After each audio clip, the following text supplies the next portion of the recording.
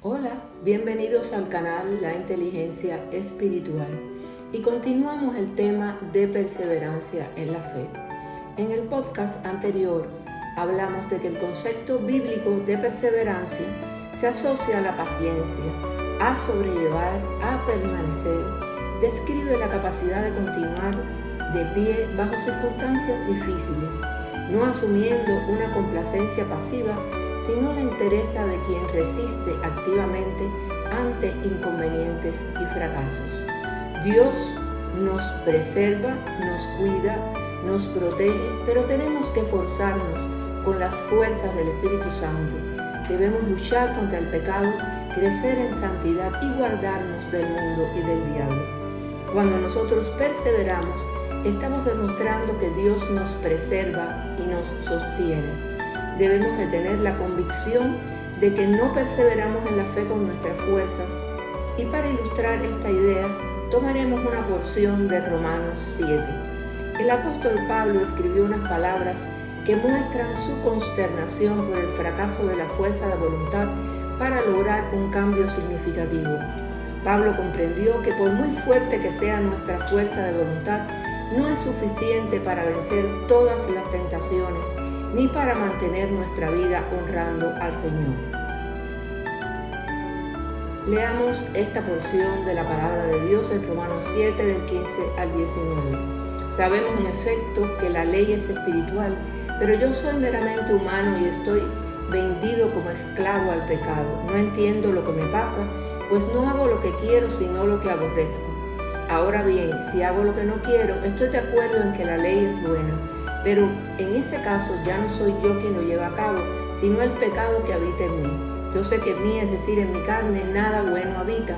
Aunque deseo hacer lo bueno, decía Pablo, no soy capaz de hacerlo. De hecho, no hago el bien que quiero, sino el mal que no quiero. Y si hago lo que no quiero, ya no soy yo quien lo hace, sino el pecado que habita en mí. Así que descubro esta ley, que cuando quiero hacer el bien, me acompaña el mal. Porque en lo íntimo de mi ser me deleito en la ley de Dios, pero me doy cuenta de que en los miembros de mi cuerpo hay otra ley, que es la ley del pecado. Esta ley lucha contra lo que considero bueno y me mantiene cautivo. Soy un pobre miserable, decía Pablo. ¿Quién me librará de este cuerpo sujeto a la muerte?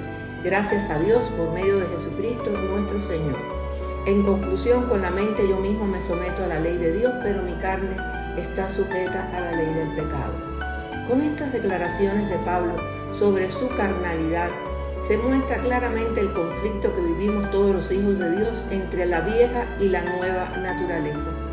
Tenemos evidencias en la palabra de Dios que nos revela que no tenemos un deseo natural de tomar nuestra cruz para seguir a Jesús.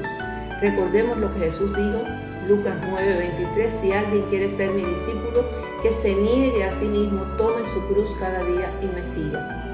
No podemos por fuerza de voluntad humana amar al Señor con todo nuestro corazón, mente y alma, tal como lo dice Marcos 12:30.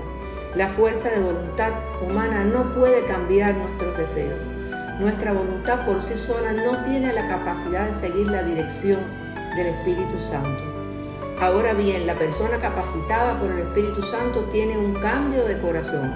Y así lo vemos en esta porción de la Biblia en 2 Corintios 5, del 17 al 21.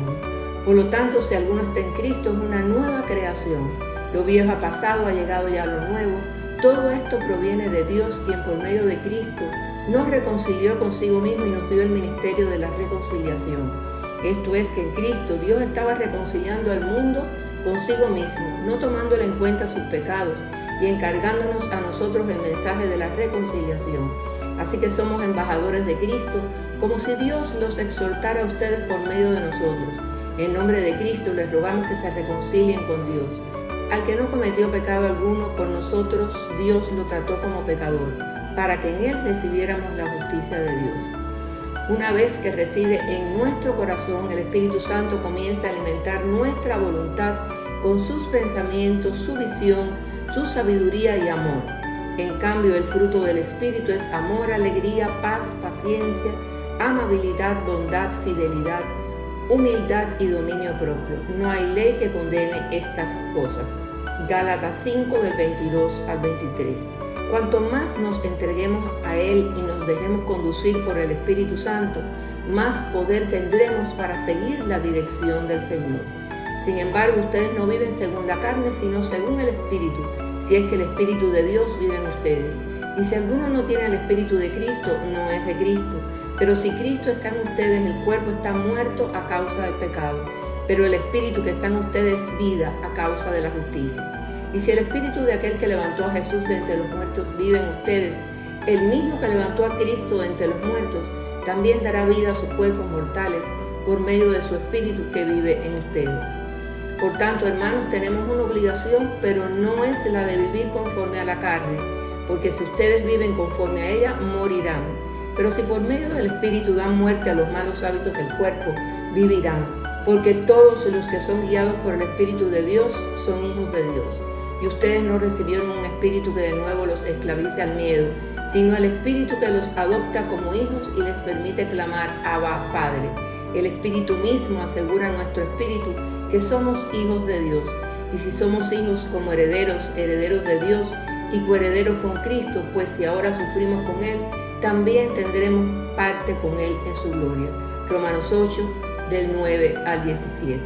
Por tanto, el mensaje de hoy es que el Señor lleve sus corazones a amar como Dios ama y a perseverar como Cristo perseveró. Segunda de Tesalonicenses 3:5. Gloria a Dios.